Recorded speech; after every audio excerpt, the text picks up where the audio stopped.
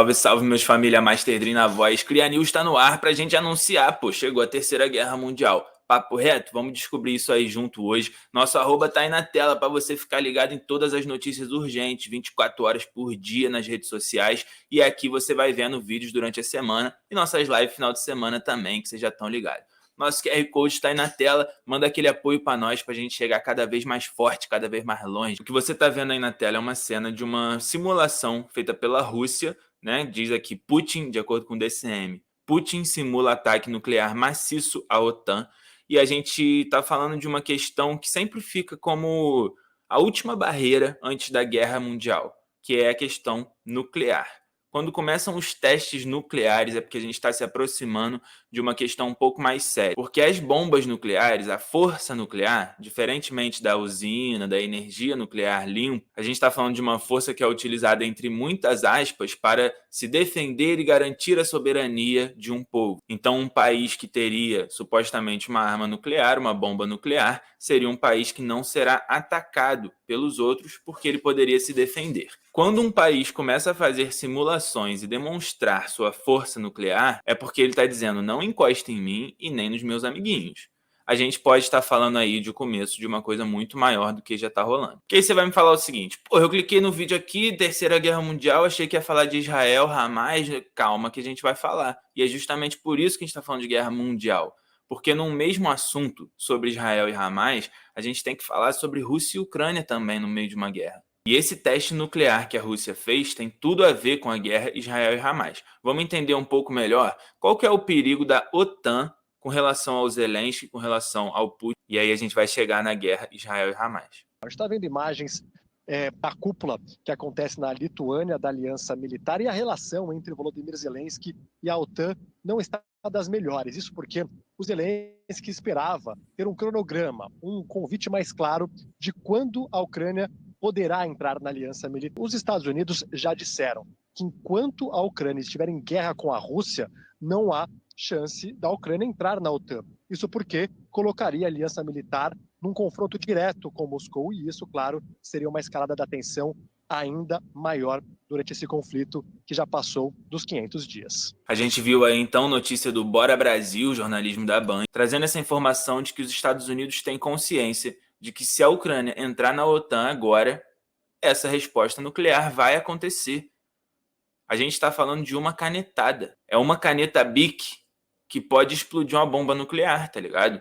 E aí a gente tem então os Estados Unidos com a OTAN influenciando na Ucrânia, em Israel, influenciando nas duas principais guerras, e a gente tem o Putin alertando para possível escalada global do conflito Israel e Hamas. O mesmo Putin que acabou de fazer um teste nuclear que pode ter mais relação com a guerra dele, a princípio. Só que se ele está alertando que pode ter uma escalada global, é porque ele sabe que pode envolver a guerra dele também e que pode começar finalmente uma guerra que já vem sendo anunciada há muitos anos entre Estados Unidos e China, e uma guerra mais geral entre os países ocidentais e os países orientais, porque também é muito mais do que uma guerra territorial. É uma guerra cultural e uma guerra econômica. E aí, será que são só os russos, então, que estão falando que pode ser uma terceira guerra mundial? Será que a Rússia está querendo fazer um alarmismo, um terrorismo global? Será que os Estados Unidos acham que é terceira guerra também? Aqui, de acordo com 247, Elon Musk, que é uma das pessoas mais influentes nos Estados Unidos hoje em dia, questão midiática, com certeza também questão de poder político lá dentro, mas principalmente em questão de ser uma das pessoas mais influentes nos Estados Unidos hoje em dia. E Elon Musk diz que o risco de terceira guerra mundial aumenta rapidamente. O bilionário afirmou que existe uma movimentação de alianças entre Rússia, China, Irã e potencialmente também Brasil e Índia. Eu tenho certeza que a solução para esse problema que ele imagina é muito diferente da solução que eu imagino, que nós imaginamos, tá ligado? Porém, o problema ele observou da forma correta. Diz o Elon Musk, eles lá, norte-americanos, nós agora estamos vendo vários países desdolarizando suas transações, porque nós, eles, de certa forma, forçamos isso. E esse processo vai além de Rússia, China e Irã, porque países como Brasil e Índia também querem negociar com a Rússia e não podem fazer isso usando dólares, por causa das sanções que os Estados Unidos impôs à Rússia. Então, nós os forçamos a desdolarizar suas transações, assim enfraquecendo o dólar no mundo. Essas ações são estrategicamente tolas, me parece, disse o bilionário.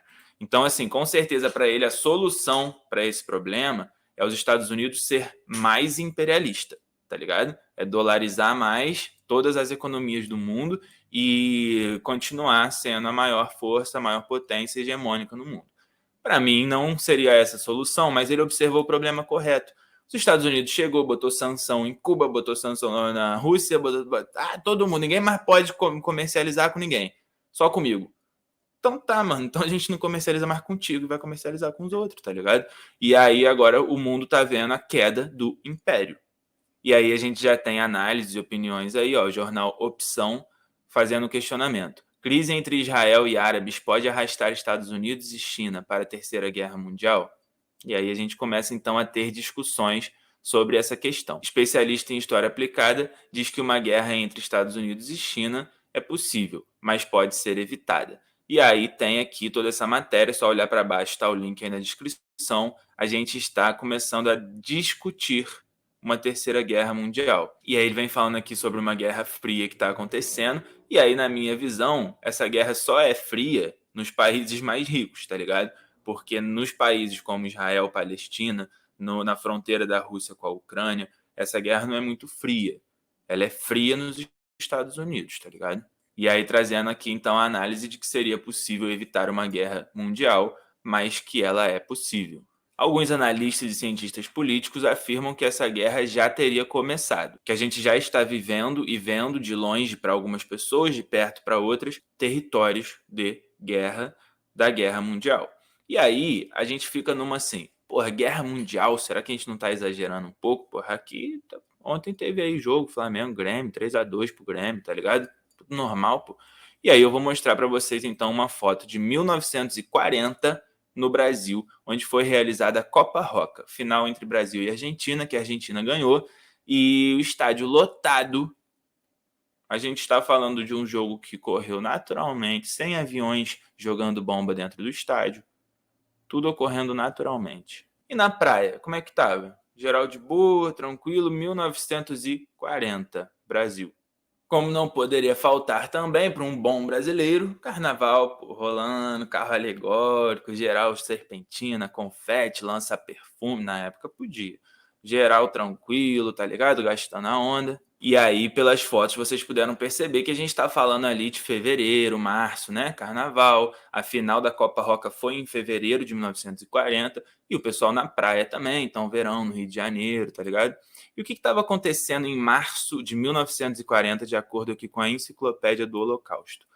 Março de 1940, a União Soviética invade a Finlândia, iniciando a chamada Guerra de Inverno. Os finlandeses pedem um armistício e cedem parte do seu território. A gente está falando de um momento crítico da Segunda Guerra Mundial e no Brasil estava tudo tranquilo, tudo de boa.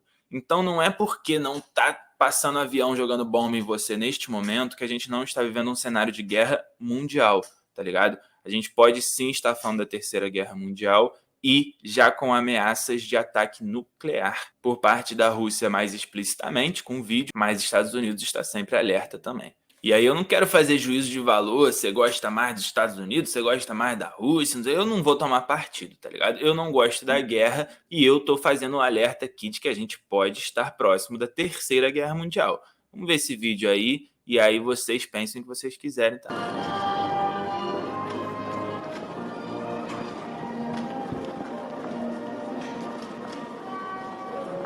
Existem pessoas e jornalistas dizendo que essas maletas aí que os militares estavam carregando é aquela maleta que tem no desenho animado lá um botãozinho que você vai apertar e chacar, blum, explodiu tudo.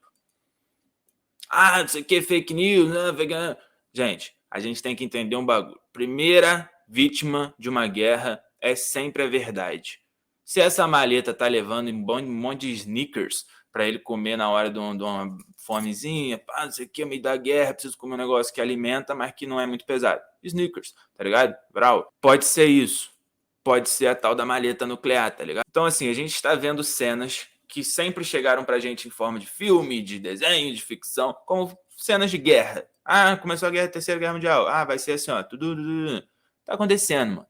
Está acontecendo, a gente está vendo. E uma coisa muito comum em tempos de guerra, uma busca mais aprofundada, mas a gente também viu muito disso lá na escola, quando a gente estava estudando a Segunda Guerra Mundial, são os debates intelectuais, culturais, com filmes, com professores em universidades, com escritores, pessoas que se posicionam e acaba tendo ou debates ou perseguições políticas, e isso está se tornando cada vez mais comum também. O que a gente vai ver agora é a reação de Norman Finkelstein. Desculpa se a pronúncia foi errada. Ele é um cientista político judeu crítico a Israel. E aí vamos ver a reação dele quando ele foi chamado de antissemita por uma jovem que estava na plateia assistindo a palestra. Hi.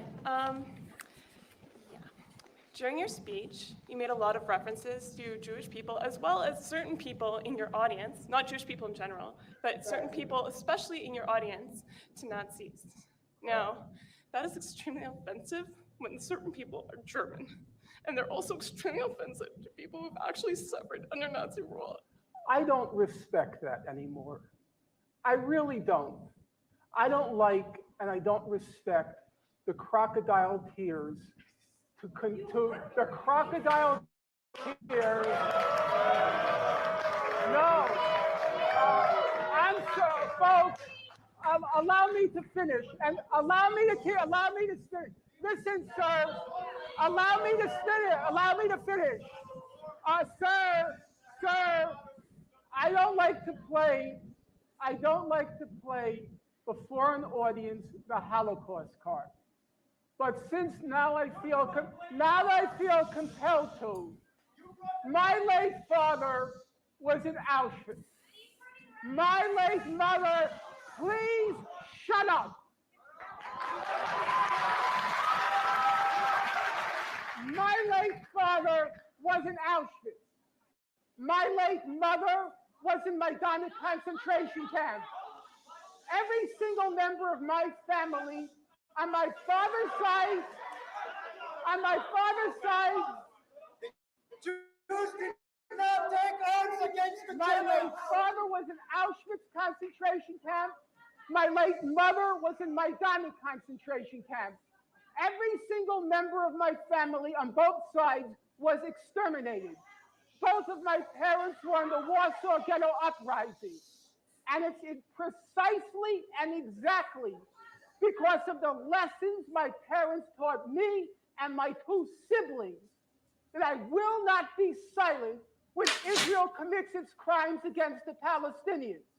And I consider nothing more despicable than to use their suffering and their martyrdom to try to justify the torture, the brutalization, the demolition of homes that Israel daily commits against the Palestinians. So I refuse any longer to be intimidated or browbeaten by the tears. If you had any heart in you, you would be crying for the Palestinians, not for what's been done. E aí eu preciso repetir essa parte para a gente entender perfeitamente o que estava acontecendo aqui. If you had any heart in you, you would be crying for the Palestinians, not for what's been done. Ela provavelmente então é uma alemã chorando porque ela não quer ser comparada com nazistas. Então é muito doloroso para ela, enquanto alemã, ouvir que os avós dela foram nazistas. Ai, meu Deus, não chama a gente, poxa, meu Deus do céu. Olha que tristeza. E o cara tá falando, não, mano. Se você tivesse o mínimo de compaixão, você não ia estar chorando porque eu tô falando que vocês são nazistas. Você ia estar chorando por causa da morte das crianças. E a gente aqui no Brasil conhece muito bem um cara que não chorou pelas 700 mil mortes na Covid. Ele falou, não sou coveiro. Ele não chorou por causa de violência policial. Ele não chorou por causa de vítimas durante o governo dele, de vítimas que um cara que foi colocado dentro de um camburão de gás, de uma câmara de gás. Esse cara que não chorou por nada disso, chorou quando foi ameaçado de ser preso. Lágrima para chorar por causa própria é fácil demais. Você ter compaixão com você mesmo, às vésperas de ser preso, é fácil demais. Você ter compaixão pelo outro, aí que mora o valor da pessoa. Um cara que teve a família perseguida pelos alemães na guerra, o cara que sabe exatamente o que é a dor de ter sido perseguido, da família ter sido perseguida, e ele está falando, isso não justifica os crimes que Israel está cometendo na Palestina. Da mesma forma que a perseguição na Palestina não justifica os crimes cometidos pelo Hamas. O que o Hamas fez naquela rave foi assustador, foi criminoso, foi terrorismo. O que Israel está fazendo é crime de guerra. Só não pode ser chamado de terrorismo, porque senão aí... Então a gente vai começar a ver isso cada vez mais. Esse tipo de discussão, eu não vou tomar lado, porque eu não estou lá, não sei qual é da luta, não sou judeu, não sou muçulmano, não sou israelense, não sou palestino. A gente aqui no Brasil tá vendo futebol acontecendo, pô. O time tomou de 3-2 ontem. A gente tá vendo as coisas normal acontecendo aqui. A gente não pode simplesmente virar e... não, porque os caras têm o direito de matar, o outro tem que morrer. Para de chorar pela sua dor, mano. Se a tua dor, se tu for uma pessoa que vive no Brasil, num campo de guerra também, se tu vive numa favela do Rio de Janeiro, aí nós chora junto pela nossa dor aqui no Brasil. Agora, chorar porque, não, o meu pastor disse que as crianças em Israel, não sei o quê. Tá chorando pelo teu pastor, irmão? Tem muitas pessoas em Israel neste momento que estão condenando os ataques de Israel.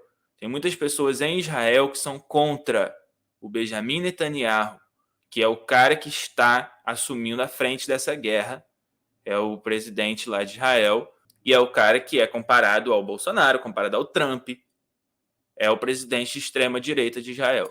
E isso está rolando no Brasil também, discussão acadêmica, discussão moral, intelectual, a gente está vendo isso tanto na mídia, nas igrejas e nas faculdades também, vamos dar uma olhada. A Bíblia nem contou com a minha. Eu não quero saber, estou falando de história. Não quero saber. Se você quiser me conversar lá fora, conversa e mandou embora 5 minutos atrás. Não quero saber. Não quero saber. Agora não quero saber.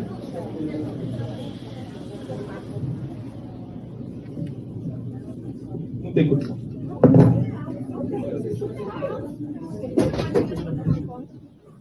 Foi embora. Vocês ganharam.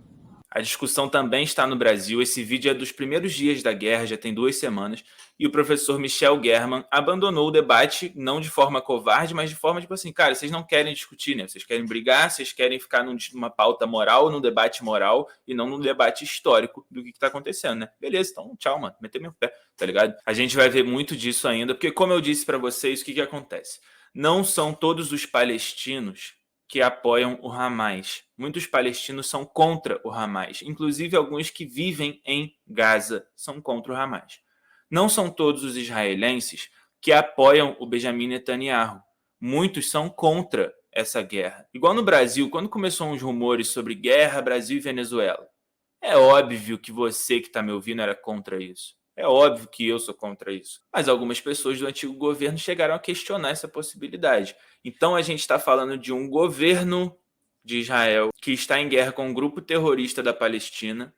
E aí cabe discussão também, porque tem pessoas do Hamas que são contra o terrorismo e tem pessoas do Hamas que são a favor. Então é uma discussão muito mais intensa e que envolve poderes políticos. Em uma guerra, numa guerra entre Rússia e Ucrânia, eu não sou a favor da Rússia, eu não sou a favor da Ucrânia. Eu sou a favor dos povos, dos dois lados da fronteira. Eu jamais tomaria um café com Putin e eu jamais tomaria um café com Zelensky. Eu jamais tomaria um café com Netanyahu e nem sentaria para tomar um café com o pessoal do Hamas. Eu não pararia para trocar uma ideia com ninguém que assume uma guerra e que começa a atirar míssil nos outros, seja por defesa, pelo que for. Quando a gente está falando de guerra, a primeira vítima é a verdade. E todas as outras são pessoas pobres. Todas as outras são pessoas que são obrigadas a ir para a guerra. Então você acha que o filho do Netanyahu vai então... não, agora Israel está em guerra, o filho do presidente lá vai para a guerra, vai pegar em armas? Vamos ver se é isso. De acordo com a Fórum, filho de Netanyahu curte nos Estados Unidos enquanto seu pai bombardeia crianças em Gaza. Esse é o filhinho do Netanyahu. E ele está simplesmente na Flórida, curtindo os hotéis, as praias dos Estados Unidos. Ele tem 32 anos, ou seja, né? Fortinho, pô, poderia estar na guerra, mas não. Ele está curtindo a vida nos Estados Unidos. Então, volto a dizer, a primeira vítima de uma guerra é sempre a verdade. E todas as outras é nós. São as pessoas que vão para a linha de frente. É você que serviu o exército e que agora é reservista. É você que está servindo o exército nesse momento. É você que está com 17, vai fazer 18 aí, fica ligado. É você que também não serviu o exército, mas ficou como reservista. A não ser que você que está me ouvindo seja o filho do Arthur Lira, que fechou vários acordos de milhões de reais para fazer publicidade em Brasília. Porque aí não sei se é convocado para guerra não, tá ligado? Aí vai para a Flórida na hora que começa o bombardeio. Então, antes de tomar um lado, tomar um partido, você tem que entender que general não morre. Que quem morre é quem está na base. Você tem que entender que numa guerra é possível ficar do lado de quem está embaixo e não de quem está num lado, quem está no outro. É nós que está embaixo contra quem está lá em cima. Sempre. Sempre foi e sempre vai ser. Em qualquer guerra, em qualquer revolta. E aí a gente começa a ver algumas cenas também, não só de debates acalorados, mas de um certo deboche. Que eu disse para vocês que nem todo mundo está a favor do Netanyahu, está a favor das ações que Israel está fazendo na Palestina. Nem todo mundo. Algumas pessoas estão a favor. Vamos ver qual é a característica dessas pessoas lá em Israel que estão a favor da guerra. De acordo com o DCM, vídeos de tiktokers israelenses debochando de palestinos sem água e luz viralizam. Isso que você está vendo aí são israelenses debochando da falta de luz e da falta de água na Palestina. Por que está faltando luz e água na Palestina? Porque Israel está fazendo um cerco à Palestina. Israel fazendo um cerco à Palestina está comprometendo os hospitais. Tem médicos fazendo operações com a lanterna do celular, porque não tem luz no hospital. Tem bebês na incubadora que os médicos não sabem até quando vão resistir, porque não tem mais gasolina para o gerador. Não tem energia, mas também não está chegando nem combustível para o gerador, porque o cerco está impedindo a entrada de combustível. E as pessoas estão zoando, estão fazendo videozinho de TikTok, apagando a luz, mostrando as cenas dos bombardeios. Cuidado na hora de se posicionar. Cuidado para não se aproximar deles, para não ficar próximo das pessoas que estão rindo desta guerra. Nós vai ter sempre a mesma posição. A posição de defender quem está embaixo. Não é de um lado, não é do outro. É embaixo dos escombros. É embaixo das ruínas de uma guerra que atinge eles lá e que atinge nós aqui. A gente não vai ser a favor de milícia, a gente não vai ser a favor de polícia. A gente vai lutar pelas pessoas que estavam dentro do ônibus queimado. Porque dentro do ônibus queimado estavam os nossos. Dentro do ônibus queimado estavam os trabalhadores, estavam os crias. Não é torcer para a polícia matar mais milícia e nem para a milícia matar mais polícia. Não é torcer para Israel matar mais palestino e nem para o Hamas matar mais israelense.